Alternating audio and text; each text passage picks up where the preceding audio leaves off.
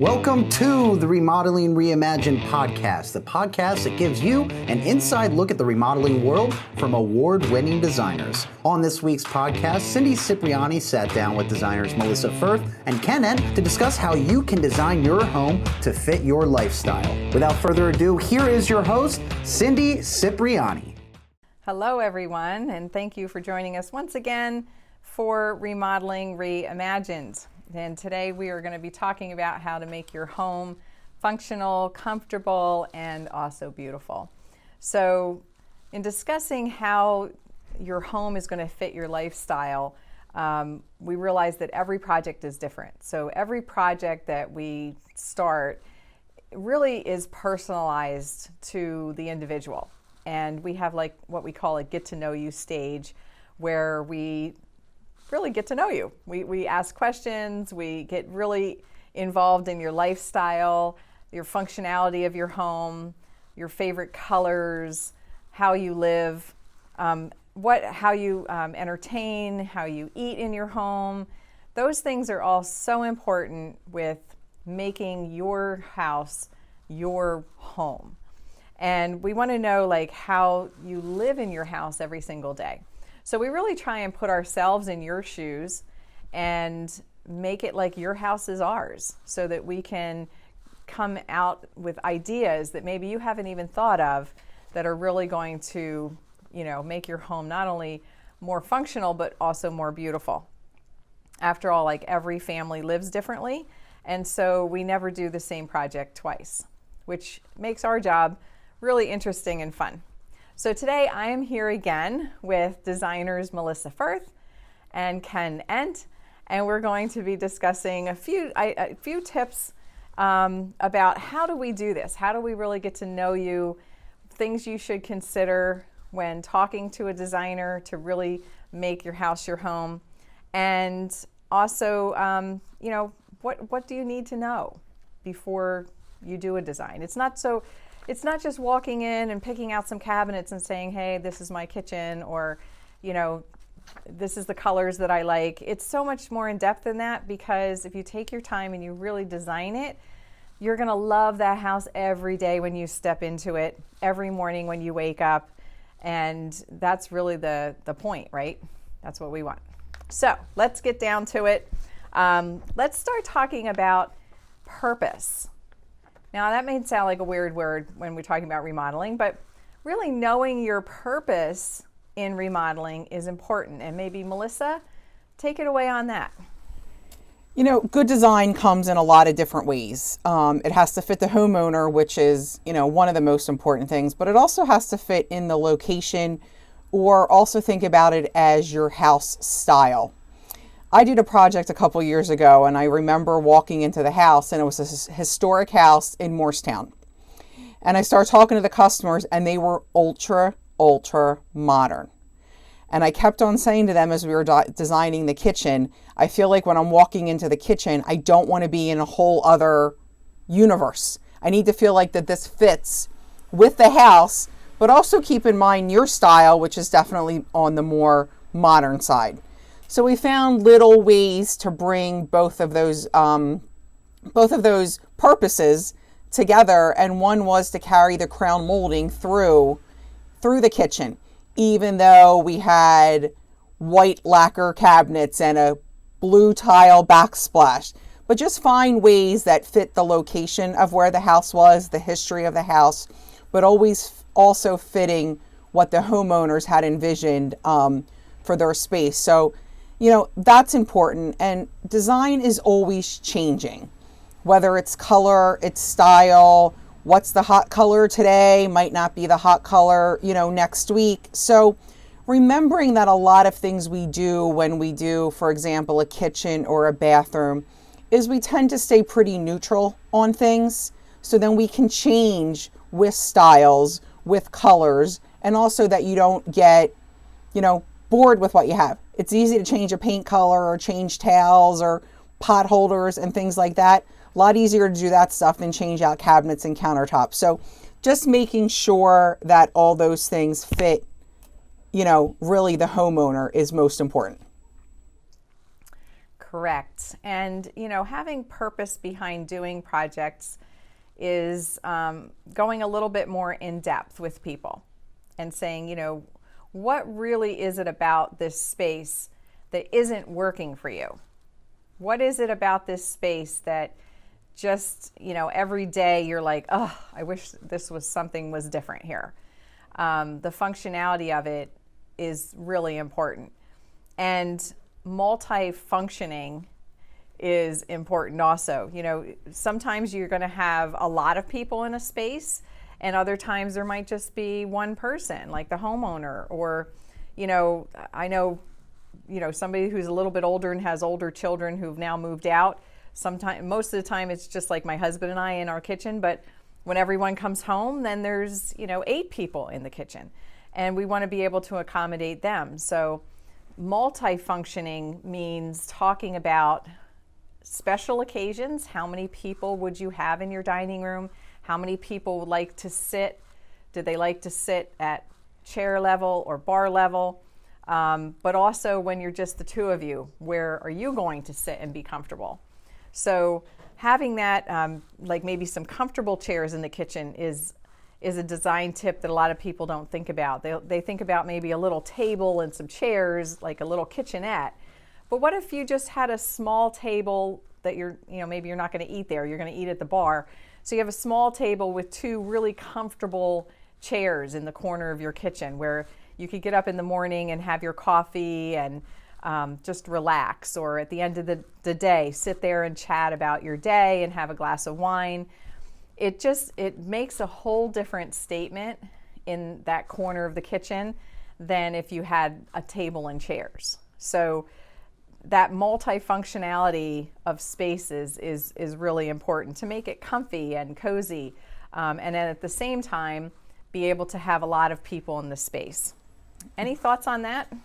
Ken, it kind of reminds me a little bit of that project you helped me out with, where she wanted a very large dining table, Right. for holidays and things, but she's a single person in her house. So she's not sitting at that large dining table, every day when she's just having her, dinner, or having one friend over for dinner. So she, in her kitchen is a table with 2 comfy chairs where she could easily, sit up, have a cup of coffee, have a glass of wine, or when it's her and a friend for dinner. But if there's a couple more, they could go sit at the bar area, and then they have the dining room table. So it was making sure that there was multiple options, but important is making sure it fit for her every day. Those are all really great examples of when we think how many different ways we use our kitchen. And I really like that topic because there's the daily use, there's that weekend entertaining with friends, and of course the big holidays. And so you have to think, how will my kitchen function for each of those events? And I know that, Melissa, when we were looking at your project, we had that discussion with your client to say, well, how can we balance these? Which is really, when we distill these different needs that the kitchen will have, what's the most important? And how can we make accommodations for the scenario that Melissa mentioned, when a friend is over for dinner or having your whole family over? So that's why getting to know, as a designer, your client and their particular lifestyle is going to be very important, so that you can meet those different needs of multifunction. And a lot of times people get stuck on matching. If they have maybe a living room or a dining room, and they say, well, I want everything to match. What's your thoughts on that, Ken? Sure. When I think of a living room and matching, I think of someone who goes into the furniture store and says, oh, I really like that little collection. I'll take it. And they all have the same style. It's the same fabric. And they get a bunch of pieces into their room, and it just maybe doesn't sing like they thought it was going to. And sometimes it works out okay when you think about other ways to bring in other styles. But certainly take some artistic license, take some liberty. Feel free to match, or not to match, to mix is what I meant, to mix in different pieces. And we would call that more of an eclectic style. So you can mix in, instead of a full set of furniture, something more traditional like a wingback chair, and then mix that in with a modern ottoman. It's about variety, because ultimately it's going to make the room feel more dynamic. And it's also going to be a great opportunity for you to mix in more of your personality. So you can put in things that you really like. And we had a podcast recently that we talked about texture. So imagine now you can layer in different styles with texture as well. So imagine that scenario with the traditional wingback chair, a modern ottoman, and then you have a few throw pillows that are like a faux cowhide. So we see that black and white Guernsey style. They can all coexist when done thoughtfully. Yeah, so even though as a design build firm, we're not usually picking furniture for people or draperies or accessories, we certainly have the knowledge and the ability to help people walk through finishing the spaces that we're doing. And that conversation is really important, because when we walk through someone's house in that get to know you phase, we're really looking for things that they particularly love.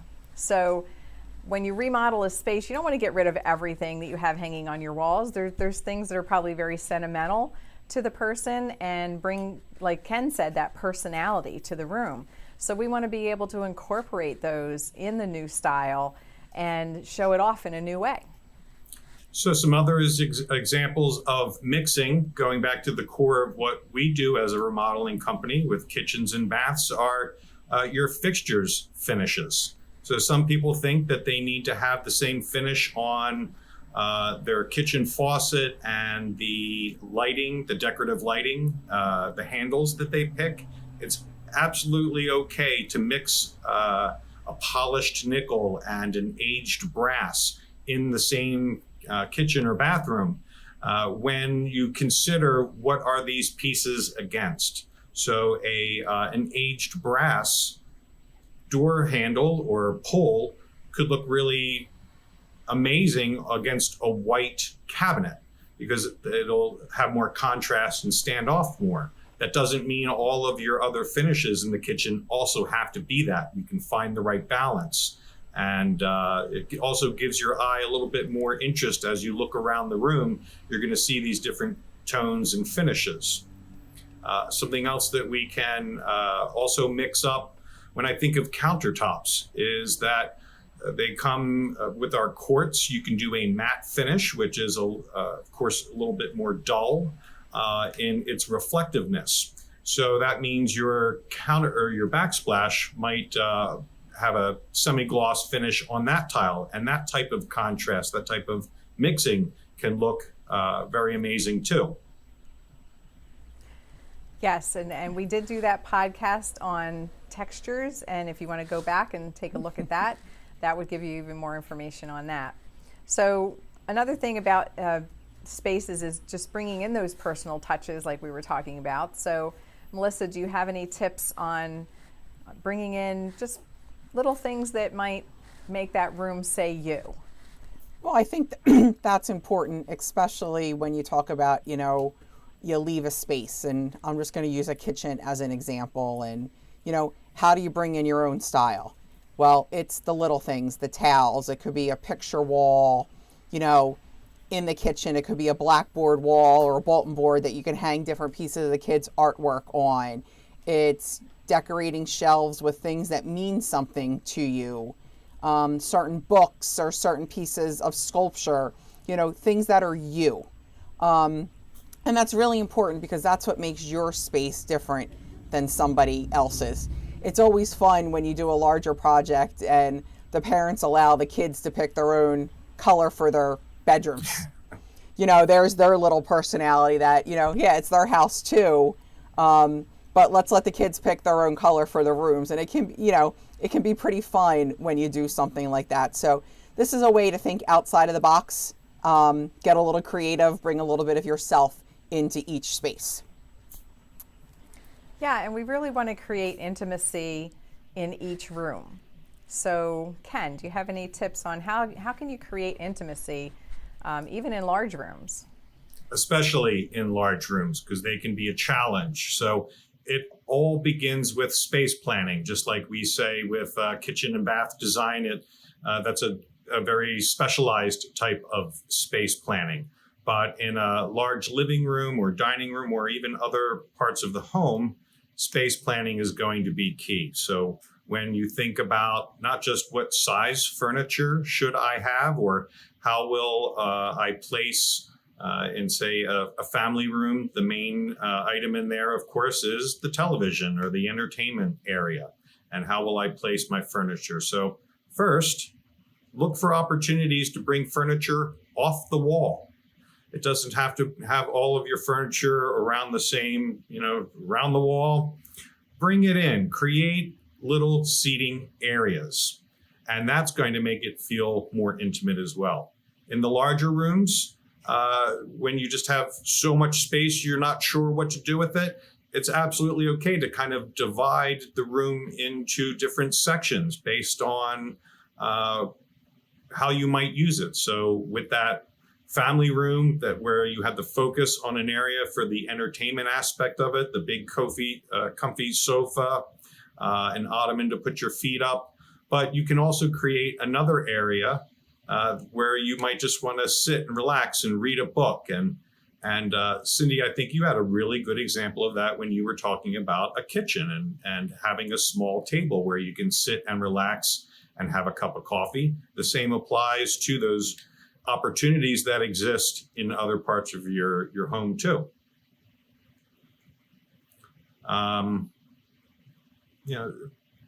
When you're creating different seating zones, flexibility is definitely going to be the key with that, so that you can also make small adjustments and move things around as you want to. So a small ottoman or a little poof that you can just bring in as an extra seat for when you have additional guests, or just to be able to move things around as more people show up, or you're just using the room in a different way. In other parts of the home, think of those long hallways that are just nothing but walls and doors. Well, wouldn't it be great if you have that opportunity at the end of a long hallway that you can put up a bookcase?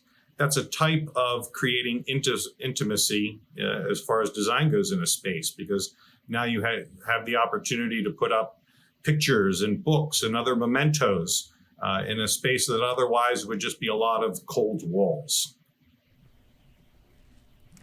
Yes, and one thing that really gives a splash of personality is color. And like Melissa mentioned, kids like to pick out their favorite wall colors, maybe for their bedrooms. How about talking about what your favorite colors are and bringing a splash of that color into all your different rooms? I know that right now white and gray is very popular for kitchens, but you could do a colored island.